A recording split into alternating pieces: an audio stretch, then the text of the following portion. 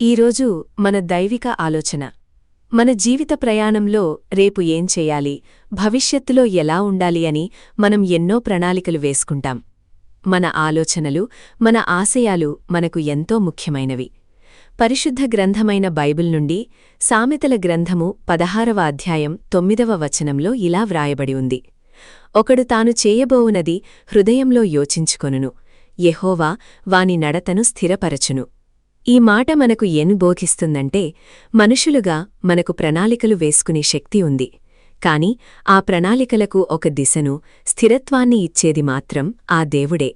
మన పరిమిత జ్ఞానంతో మనం వేసుకునే పథకాల కంటే దేవుని మార్గదర్శకత్వం ఎంతో ఉన్నతమైనది.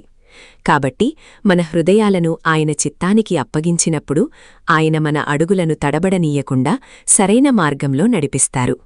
ఇప్పుడు చిన్న ప్రార్థన. ప్రభువా, నా ప్రణాళికలను, నా భవిష్యత్తును నీ హస్తాలకు అప్పగిస్తున్నాను. నా అడుగులను స్థిరపరిచేవాడవు నీవేనని నమ్ముతూ నీకు కృతజ్ఞతలు తెలుపుకుంటున్నాను.